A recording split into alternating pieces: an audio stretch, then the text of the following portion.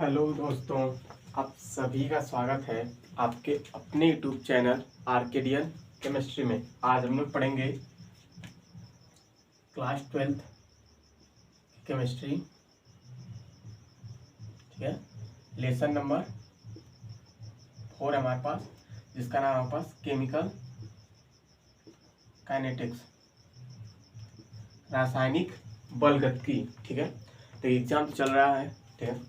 आप अगर कुछ नहीं पढ़े तो भी जो यहाँ किया जाएगा उसे भी पढ़ के जाएंगे तो भी आपका काम हो जाएगा, ठीक है। इस लेसन से देखिए, इस लेसन में हालांकि डिफिनेशन तो बहुत सारी है, लेकिन आपको याद सारा नहीं करना है, ठीक है। आप इससे जो अभी तक का पैटर्न रहा है, यानी पेपर का जो पैटर्न रहा है, वो यहाँ से ज़्यादा क्या आ रहा है, न्यूमेरिकल आने के चांस है, ठीक है। यानी हाफ वाले पे, यानी फर्स्ट ऑर्डर रिएक्शन, यानी फर्स्ट ऑर्डर पे आएगा, या तो हाफ वाला जो है उस पर आएगा, ठीक है। हालांकि अभी थोड़ा सा डिटेल देखेंगे सब कुछ, लेकिन यहाँ से ज़्यादा चांस है कि आपको क्या आएगा, न्यूमेरिकल आएगा, ठीक है। चलिए स्टार्ट करते हैं। तो सबसे पहले इसमें हमारे पास नाम ही है रासायनिक बलगतिकी, रासायनिक बलगतिकी यानी केमिकल काइनेटिक्स, ठीक है। तो समझते हैं कि रासायनिक बलगतिकी किसे कहते हैं, ठीक है। यानी रासायनिक बलगतिकी का मतलब होता है विज्ञान की वह शाखा जिसके अंतर्गत हम क्या करते हैं, किसी भी अभिक्रिया के बारे में अध्ययन करते हैं, ठीक है। वही हमारे पास क्या कहलाता है, रासायनिक बलगतिकी। अगर समझेंगे, रासायनिक बलगतिकी विज्ञान की वह शाखा जिसके अंतर्गत हम क्या करते हैं, किसी भी अभिक्रिया के बारे में अध्ययन किया जाता है, ठीक है। ये हो गया। ये हमारे पास दो टाइप से होता है, ठीक है। यानी अभिक्रिया के प्रकार हमारे पास इसमें आ जाएंगे दो टाइप से, ठीक है। पहला होता है मंद अभिक्रिया, ठीक है, या इसी कहते हैं आणविक अभिक्रिया,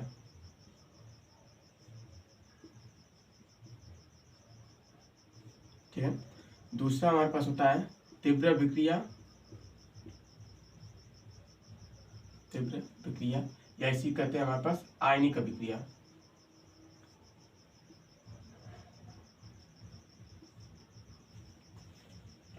हो गया। देखिए, हालांकि दोनों नाम से ही है। मंद का मतलब क्या था, स्लो प्रोसेस होगा।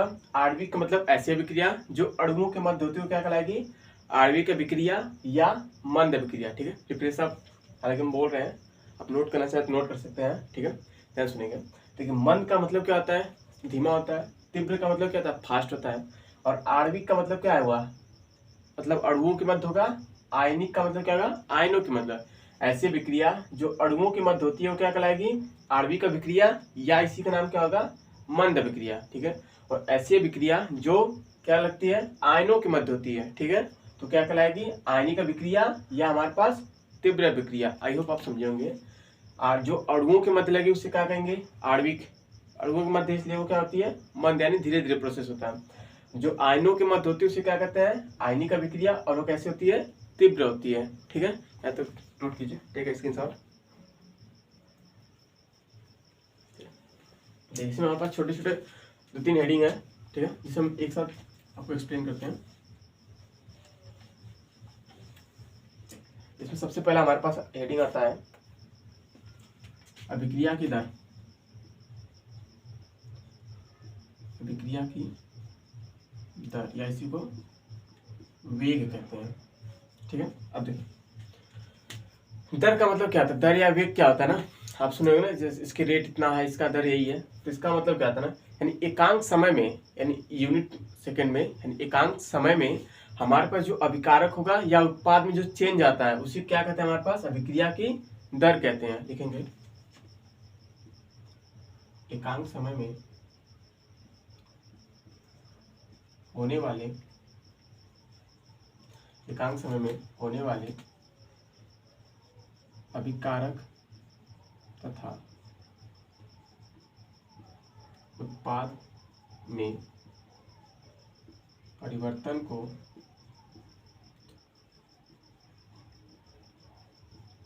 अभिक्रिया की दर या वेग कहते हैं। आइए समझे होंगे। देखिए, हालांकि हमें पता होना चाहिए रेट क्या होता है, दर क्या होता है। नहीं, एक सेकंड में जो काम होता है वो क्या कहलाता है, अभिक्रिया कहलाता है। तो इसमें अभिक्रिया है तो क्या होगा, अभिकारक में चेंज होगा या तो उत्पाद में चेंज होगा, तो उसे क्या कहते हैं, हमारे पास अभिक्रिया की दर या वेग कहते हैं। यहाँ पे नोट कीजिए, टेक है स्क्रीनशॉट।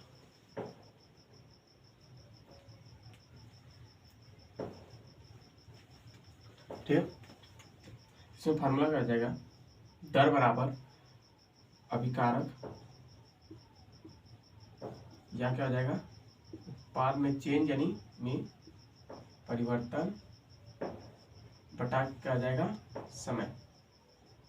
ठीक है, समय क्या करेंगे, एकांक करेंगे तो अभिकारक उत्पाद में परिवर्तन वही बराबर आएगा। तो ये लिखा गया विक्रिया की दर या वेग क्या होती है, एकांक समय में होने वाले अभिकारक तथा उत्पाद में परिवर्तन क्या हो गया, विक्रिया की दर या वेग कहलाएगी। ठीक है, या तो नोट कीजिए, टेक स्क्रीनशॉट।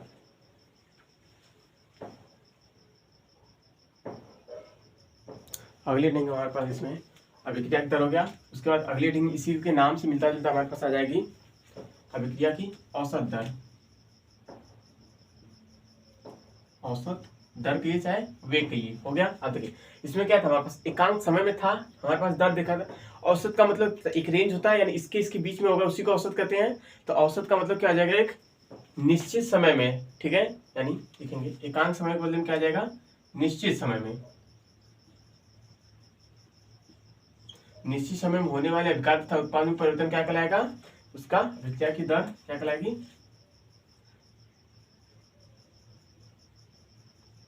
औसत दर या वेग कहलाती है या कहते हैं। ठीक है, आगे समझेंगे। ठीक, अगर सिर्फ दर होगा तो क्या होगा, दर क्या देखी जाएगी, यानी रेट उसका देखा जाएगा। यानी रेट का मतलब समझते हैं ना, कोई काम है, ठीक है, तो हम यानी एक काम एक सेकंड में जितना काम करोगे हमारे पास क्या कहलाएगी, शक्ति कहलाएगी, यानी पावर कहलाएगी कि हमारे पास कैपेसिटी कितनी है काम करने की। वही है कि अगर एकांक समय में जितने अभिक्रिया और उत्पाद में चेंजेस होते हैं यानी परिवर्तन होता है, वही क्या कहलाता है, हमारे पास अभिक्रिया की दर कहलाती है। औसत का मतलब टाइम पीरियड होता है ना, यानी इसके बीच में हम कितना काम करेंगे वही होगा। निश्चित समय में होने वाले अभिकारक तथा उत्पाद में परिवर्तन को विक्रिया की औसत दर या वेग कहते हैं। ठीक है, इसमें समय था, इसमें क्या आ जाएगा, कुल समय, टोटल समय जितना लगा था वो आ जाएगा। ये हमेशा प्लस माइनस में होता है। ठीक है, या तो नोट कीजिए, टेक स्क्रीनशॉट।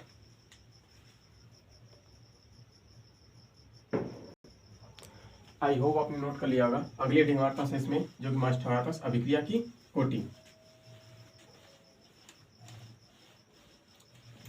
ठीक है, अगली हेडिंग हमारे पास अभिक्रिया की कोटि।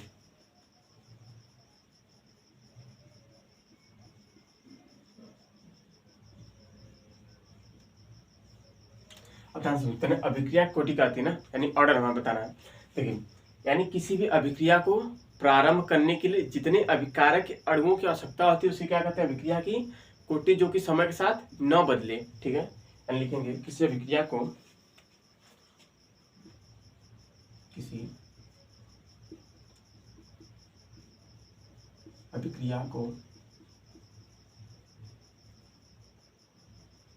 प्रारंभ करने के लिए वह न्यूनतम अभिकारक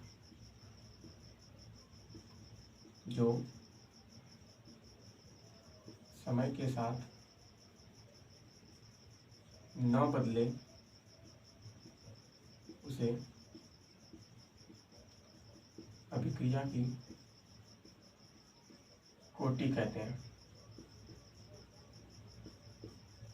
ठीक है, आई होप समझेंगे। देखिए जैसे हमारे पास हो गया CH3COO और C2H5 एथिल एसीटेट, इसके विक्रिया हम अगर जल से करा दें, ठीक है, तो हमारे पास क्या मिलेगा, CH3COOH मिलेगा और C2H5OH मिलेगा। ठीक है, कहाँ से होगा, इसको यहाँ से हम ब्रेक कर सकते हैं, इसको हम क्या लिख सकते हैं, H और OH लिख सकते हैं। H को इसके साथ जोड़ देंगे और OH को इसके साथ, वही लिखा, ये हमारे पास क्या है, एसिटिक अम्ल है, और ये हमारे पास क्या है, एथिल अल्कोहल, जिसे हम लोग क्या कहते हैं, पुआ। ठीक है, यानी अभिक्रिया कोटि आगे समझे होंगे, किसी अभिक्रिया को प्रारंभ करने के लिए जो हमारे पास काम करना है, जिसके लिए प्रारंभ करना है हमारे पास अभिक्रिया प्रारंभ के लिए वह न्यूनतम, ठीक है, न्यूनतम अभिकारक। ठीक है, जैसे ये हमारे पास क्या है, ये हमारे पास अभिकारक होता है, ये हमारे पास क्या होता है, उत्पाद यानी प्रोडक्ट होता है, ये रिएक्टेंट होता है। हालांकि अब क्लास 12th में एग्जाम पे देना है तो इतना तो आना चाहिए ना, प्रोडक्ट किसे कहते हैं, रिएक्टेंट किसे कहते हैं। यानी हमारे पास अभिकारक जो प्रारंभ करने में, ये हमारे पास क्या कहलाएगी, अभिक्रिया की कोटि कहलाएगी। जितने न्यूनतम कितना, 1 है और 2 है, ये हमारे पास क्या होगा, द्विआडर हो जाएगी। ठीक है, तो अभिक्रिया कोटि आई होप समझेंगे, किसी अभिक्रिया को प्रारंभ करने के लिए वह न्यूनतम अभिकारक जो समय के साथ न बदले। अगर ये चेंजेस होगा तो हमें कैसे पता चलेगा कि प्रथम कोटि की अभिक्रिया है कि द्वितीय कोटि की अभिक्रिया है कि शून्य कोटि की अभिक्रिया है। ठीक है, तो ये न बदलना चाहिए, अगर बदल जाएगा तो नहीं पता चल रहा है, यानी ये न बदलना चाहिए। तो नोट कीजिए, टेक स्क्रीनशॉट। देखिए हो गया होगा। इसके टाइप्स भी होते हैं ना, नहीं प्रकार इसके भी। पहला कहता है शून्य कोटि की विक्रिया, जीरो ऑर्डर रिएक्शन,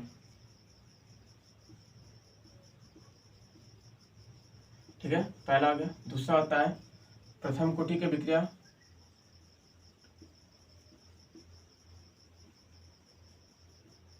ठीक है। तीसरा होता है द्वितीय कोटि की विक्रिया,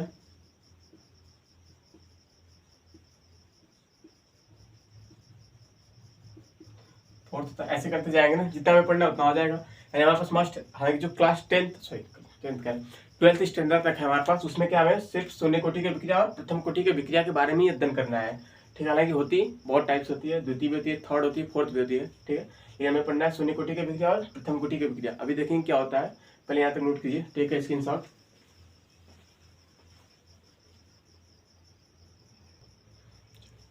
आई होप आपने यहाँ तक नोट कर लिया होगा, आई थिंक समझ में भी आया होगा, ठीक है। अगला देखते हैं। हालांकि इसमें अब सिर्फ हमारे पास दो फार्मूले हैं जिसे ड्राइव किया जा सकता है, हालांकि बहुत ईजी है। हालांकि वो आपके लिए ज़्यादा इंपॉर्टेंट है नहीं ना, सिर्फ आपको फार्मूला याद आना चाहिए ना। तो नहीं, हमारे पास होता है प्रथम कोटि के लिए व्यंजक, ठीक है। प्रथम कोटि के लिए व्यंजक क्या आता है, यानी हमारे पास जैसे के बराबर क्या आ जाएगा 2.303/t log a/a minus x, ठीक है। ये हमारे पास क्या होता है प्रथम कोटि के लिए। अगर अर्धवायु पूछे, अर्ध आयु के लिए, ठीक है, तो क्या आ जाएगा के हाफ के लिए क्या है, टी हाफ लिख सकते हैं। टी हाफ बराबर क्या आ जाता है 0.693 अपॉन क्या आ जाएगा के, ठीक है। ये आएगा हमारे पास अर्धवायु के लिए। अभी समझेंगे कि कहाँ से क्या हुआ, ठीक है। देखिए आपको ध्यान समझना है। देखिए प्रथम कोटि के विक्रिया के लिए व्यंजक हमारे पास, यानी के इक्वल टू क्या है 2.303/t log a by a minus यक। ए का मतलब होता है हमारा प्रारंभिक सांद्रता, ठीक है, जो कि हमारे पास हमेशा कितनी होगी 100 होगी, ठीक है। और ए का मतलब होता है लास्ट सांद्रता, जो कि आपको क्वेश्चन में गिवन रहेगा। और टी का मतलब आपको समय देगा, और ये आपको फिक्स है तो आप यहाँ से निकाल सकते हैं। अभी देखेंगे सवाल। फिर अर्धवायु, अगर किसी कभी भी बोल दिया ना 50% होती है, अर्ध होती है, ठीक है, तो आपको समझ जाना कि यही फार्मूला है। क्या आ जाएगा टी हाफ बराबर 0.693 अपॉन के आ जाएगा, ठीक है। यहाँ तक नोट कीजिए, ठीक है, स्क्रीनशॉट।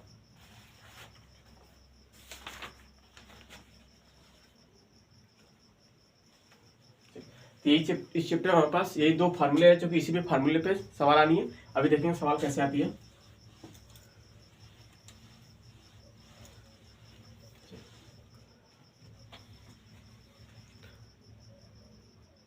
चलिए देख, ये हमारे पास दो क्वेश्चन है, जिसकी सहायता से हम क्या कर सकते हैं, इसको क्लियर कर सकते हैं। देखिए प्रथम कोटि का विक्रिया के लिए अर्धवायु काल कितना है 693 सेकेंड है। इस क्रिया के लिए वेग स्थिरांक यानी के का मान निकालना है। दूसरे वाले में क्या, एक प्रथम कोटि के विक्रिया का अर्धवायु काल 60 मिनट है, तब कितने समय में यह विक्रिया 90% पूर्ण होगी। अब ध्यान समझते हैं। तो हमारे पास फार्मूला होता है, क्या निकालना हमारे पास, वेग स्थिरांक यानी के बराबर क्या होता है 0.693 अपॉन टी हाफ, ये होता है। देखिए क्या बोला ना, अर्धवायु काल, किसी भी क्वेश्चन में अगर अर्धवायु काल बोल दिया या बोल दिया कि अभिक्रिया आधी पूर्ण होती है या 50% पूर्ण होती है, क्या फार्मूला लगेगा हमारे पास, यही लगेगा, ठीक है। तो सिंपल सा है 0.693 अपॉन टी हाफ का मान दिया गया है 693 हो गया। ये हमारे पास कितने अंक पे है 3 दशमलव पे है, तो हम इसको क्या कर सकते हैं, अगर इससे हमें हटाना होगा तो 3 बार मल्टीप्लाई करा देंगे 3 शून्य से, हो गया। इससे ये कट जाएगा कितनी टाइम से 1 टाइम्स इंटू, इसको हम क्या लिख सकते हैं 10 की पावर 3। देखिए ये हमारे पास क्या है, इसको हम क्या लिख सकते हैं 10 की पावर 3 लिख सकते हैं। लेकिन ये क्या है बटा से नीचे है, अगर बटा के ऊपर ले जाएंगे किस में हो जाएगा -3 में, ठीक है। ये हो जाएगा, के का कोई यूनिट नहीं है, ठीक है। तो आई होप समझे होंगे, ठीक है। के इक्वल टू क्या है 693 अपॉन टी हाफ है। टी हाफ की वैल्यू दिया गया है 693 सेकेंड, तो ये हो गया। हालांकि सेकेंड ऊपर ले जाकर सेकेंड इनवर्स हो जाएगा वैसे भी, ठीक है। तो ये क्या आ जाएगा, अगर हमें यहाँ दशमलव हटाना है 3 शून्य होगा, और ऐसे नहीं समझ आया तो हम क्या कर सकते हैं, इसको 1000 से मल्टीप्लाई कर सकते हैं। यानी हमारे पास क्या हो जाएगा, गुणा कराएंगे तो क्या आ जाएगा 1000 से हम क्या करेंगे, मल्टीप्लाई कराएंगे तो भी 3 शून्य हट जाएगा, तो बात वही आएगी, हालांकि वो वही है। अब दूसरा का देखिए ना, ये हो गया। तो आप कोशिश यही कीजिएगा, जब भी अर्धायु काल देगा ये फार्मूला याद होना चाहिए। अब दूसरा देखिए ना, एक प्रथम कोटि की विक्रिया क्या आ गई, अर्धायु काल में कितना होती है, 60 मिनट होती है। यानी पहले हम इसे क्या करेंगे, अर्धायु के लिए निकालेंगे, यानी k इक्वल टू, हमारे पास ऐसे देख सकते हैं टी हाफ, ये फार्मूला टी हाफ को हमने यहाँ ले लिया, के को यहाँ लिया, वही किया गया है। तो यहाँ देखिए टी हाफ निकालेंगे, टी हाफ कितना 0.693 अपॉन, सॉरी हमें क्या निकालना चाहिए, अर्धायु काल में दिया है, टी दिया है तो हमें यहाँ क्या चाहिए, के ही चाहिए, ठीक है। ये हमारे पास यहाँ पे के ही होना चाहिए, टी हाफ को यहाँ ले लेते हैं ना, ठीक है। टी हाफ कितना हमारे पास 60 मिनट हो गया। इसको हम यहाँ पे अगर मल्टीप्लाई करेंगे यानी डिवाइड करेंगे तो हमारे पास कितना जाता है, आई थिंक भाग देंगे तो 105 इंटू 10 मारते कुछ आ जाएगा, मारते हैं 5 इंटू 10⁻⁻4 चला जाएगा, ठीक है। हालांकि ये तो कैलकुलेशन है, आप देख लेंगे, ठीक है। ये किसमें हमारे पास मीटर में, सॉरी मिनट में, तो ऊपर जाएगा तो मिनट इन्वर्स हो जाएगा। अब देखिए ये तो हमारे पास क्या आया है, केक आया है, लेकिन किसके लिए, 60 मिनट के लिए। लेकिन अब एग्जाम से पूछा किसका मान है, 90% पूरा होने के लिए, ठीक है। पहले यहाँ तक स्क्रीनशॉट लीजिए, टेक ए स्क्रीनशॉट, ये वाला क्वेश्चन नोट कीजिए। चलिए, आई होप हमने नोट कर लिया होगा। देखिए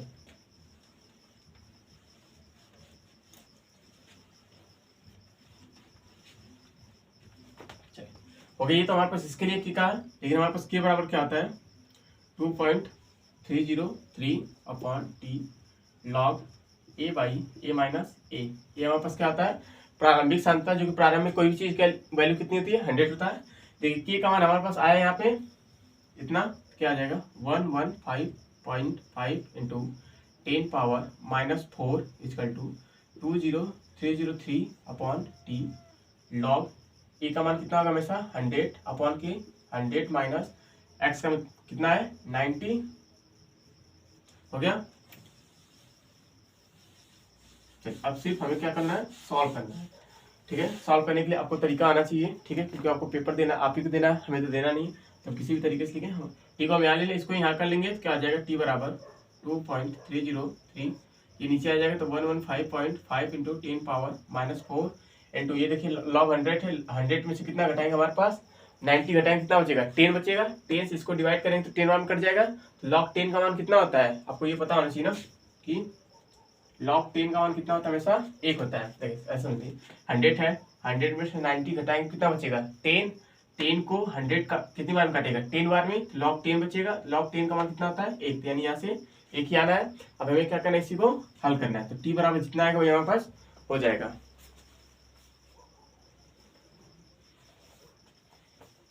तो हमारे पास इसका मान आ जाएगा, हालांकि आप हल कर सकते हैं,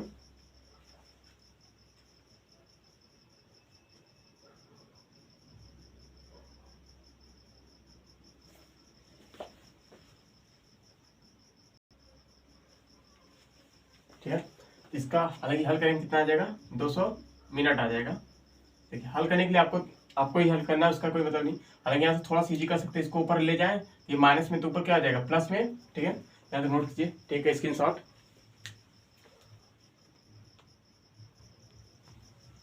नेक्स्ट क्वेश्चन हमारे पास है ऐसा ही है, हालांकि इस चैप्टर में वैसा ही सवाल आएगा, हालांकि यही फिक्स होता है कि ऐसा ही आएगा पैटर्न हमारे पास यही, ठीक है।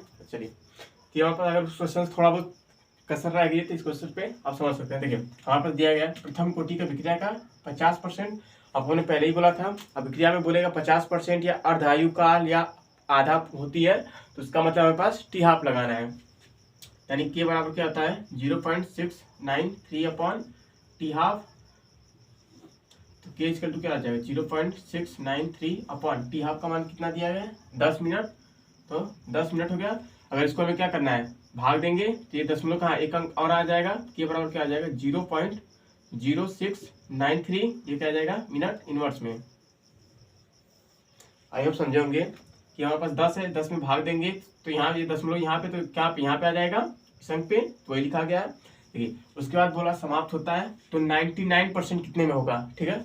99 का मतलब हमारे पास क्या आ जाएगा, K equal to 2.303 upon T log a upon a minus x.